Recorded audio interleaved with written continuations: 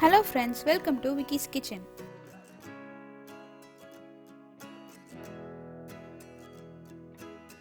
இன்னும் நீங்க என் சேனலுக்கு சப்ஸ்கிரைப் பண்ணலனா மறக்காம சப்ஸ்கிரைப் பண்ணிடுங்க. பக்கத்துல இருக்க பெல் ஐகானை கிளிக் பண்ண மறந்துடாதீங்க. இன்னைக்கு நம்ம ரொம்பவே டிஃபரண்டான வாட்டர்மெலன் சிக்கன் பிரியாணி எப்படி செய்யறதுன்னு பார்க்கலாம். இதுக்கு ஃபர்ஸ்ட் நம்ம மசாலா ரெடி பண்ணிக்கலாம். மல்லி இலை கொஞ்சம், புதினா இலை கொஞ்சம், 2 பச்சை மிளகாய்,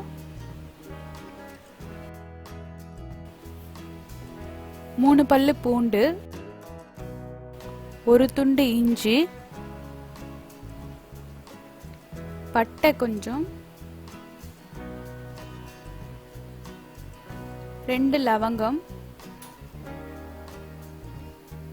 1 டேபிள் ஸ்பூன் சோம்பு, 1 டேபிள் ஸ்பூன் தண்ணி.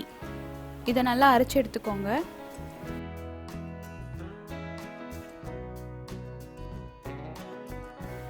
இப்போ நம்ம பிரியாணி மசாலா பேஸ்ட் ரெடியாக இருக்குது.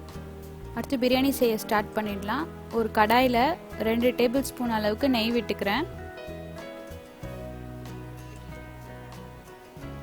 தேவையான அளவு எண்ணெய், ஒரு ஏலக்காய், கொஞ்சமா பிரிஞ்சி இலை, கொஞ்சம் பட்டை,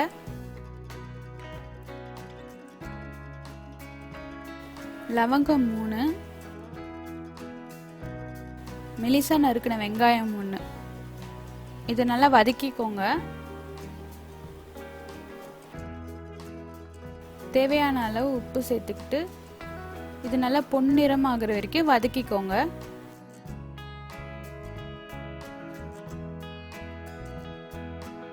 நம்ம ரெடி பண்ணி வச்சிருக்க மசாலா பேஸ்ட் இதோடைய பச்சை வாசனை போற வரைக்கும் நல்லா வதக்கிக்கோங்க. ஒரு தக்காளி நல்லா சாஃப்ட் ஆகட்டும். இப்போ 250 கிராம் சிக்கன் எடுத்து வச்சிருக்கேன், அதை சேர்த்துக்கிறேன். மசாலாலாம் சேர்த்துக்கலாம். 1 டீஸ்பூன் மஞ்சள்தூள், 1 டீஸ்பூன் ரெட் சில்லி பவுடர்,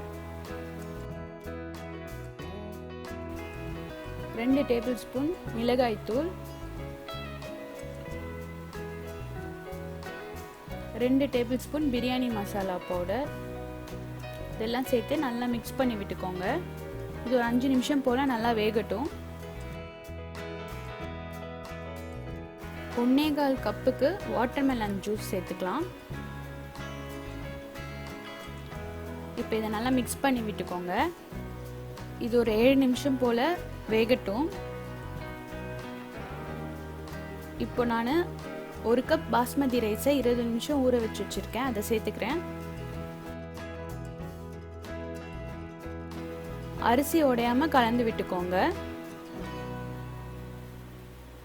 இந்த இடத்துல நீங்க உப்பு அட்ஜஸ்ட் பண்ணிக்கலாம்.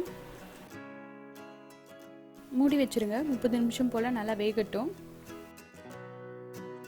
சில பேர் வாட்டர்மெலன் ஜூஸ் ஆட் பண்ணி செய்யறதுனால பிரியாணி ஸ்வீட் ஆகிட போகுதுன்னு நினைக்கலாம். ஆனால் அப்படி இருக்காது. அந்த வாட்டர்மெலனுடைய ஃப்ளேவர் ரொம்ப நல்லா தெரியும் நமக்கு. சிக்கன்லேயும் அது நல்லா ஜூஸியாக நல்லா டேஸ்டியாக இருக்கும், டிஃப்ரெண்ட்டாக இருக்கும். கண்டிப்பாக ட்ரை பண்ணி பார்த்துட்டு உங்களுடைய கமெண்ட்ஸ் என்னோட ஷேர் பண்ணுங்கள். தேங்க்யூ.